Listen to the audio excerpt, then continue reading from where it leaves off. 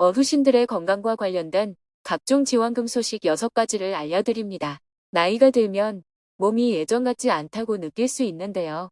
혹여나 건강이 나빠지기라도 한다면 치료비나 시술 비용 지출로 인해 경제적인 부담까지 떠안아야 하죠.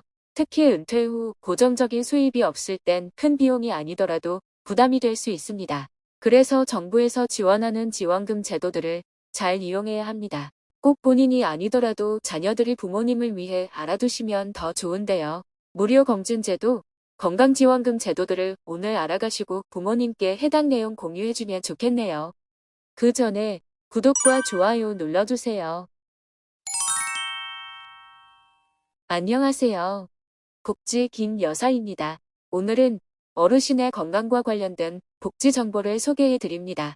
중점적으로 소개할 내용은 바로 의료와 관련된 지원 서비스들인데요. 총 6가지 정보가 준비되어 있으니 해당되는 내용이 있다면 혜택 받으시기 바랍니다.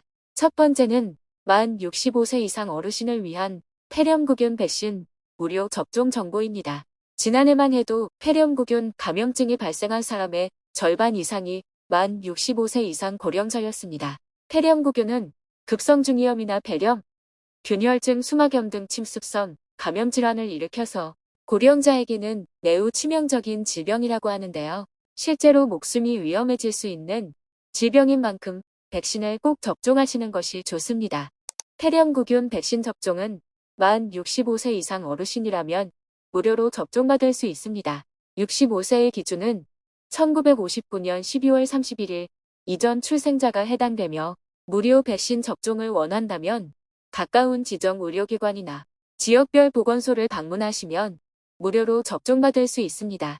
자녀분들은 부모님의 건강이 나빠지기 전에 보건소로 함께 방문하셔서 접종받을 수 있도록 자녀분들이 도와주시면 좋겠습니다. 두 번째는 나이가 들면 가장 눈에 띄게 안 좋아지는 부분이 있죠. 바로 무릎입니다. 무릎은 계속 사용하면 닳아서 제 기능을 하지 못하게 되는데요. 이때는 무릎 인공관절 수술로 해결해야 합니다. 무릎 인공관절 수술비 지원은 만 60세 이상 어르신 중 국민기초생활보장법에 따른 수급자에 해당되거나 차상위, 지원 대상 한 부모 가족 등 취약계층에 해당된다면 지원받을 수 있습니다. 지원 내용은 본인 부담금에 해당하는 검사비, 진료비, 그리고 수술비까지 지원되는데 한쪽 무릎 기준 120만원 한도의 실비가 지원됩니다. 신청은 수술을 받기 전 지역별 보건소에서 신청 가능합니다. 문의처는 노인의료, 나눔재단 1661-6595로 문의 가능합니다. 세 번째는 눈과 관련된 의료 지원으로 백내장이나 망막질환, 녹내장 등 안질환 수술비에 대해 본인 부담금 전액을 지원하는 제도입니다. 전문의에게 안과 질환을 진단받았거나 수술이 필요하다고 인정받은 환자에게 수술비가 지원되며 연중 아무 때나 신청할 수 있지만 예산 소진 시 지원이 조기 마감될 수 있습니다. 지원 대상자는 만 60세 이상 저소득 어르신을 대상으로 지원되며 수급자 또는 차상위 계층 등 저소득층에게 우선 지원될 수 있습니다. 신청은 본인이나 가족이 보건소에서 지원 대상자 확인 및 지원 신청이 가능합니다. 문의처는 각 지역별 보건소로 방문 또는 전화로 문의 가능합니다. 한번 망가지면 다시 치료가 되지 않는 신체 부위가 있습니다. 가장 대표적으로 치아가 있습니다.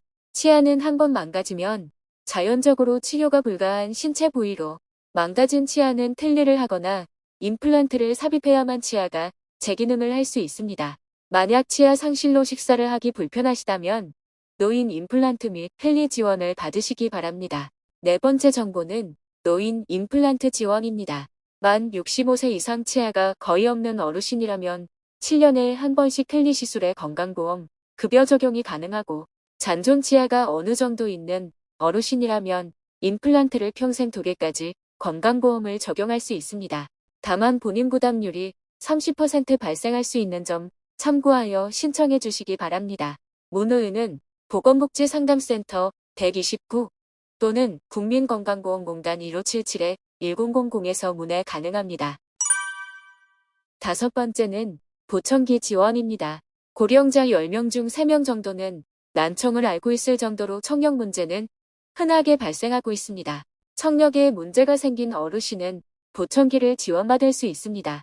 먼저 청각장애와 관련된 검사를 받고 진단서, 검사 자료 등을 주민센터에 제출하고 장애 등급을 받아 보청기 구입 비용의 90%를 지원받을 수 있습니다.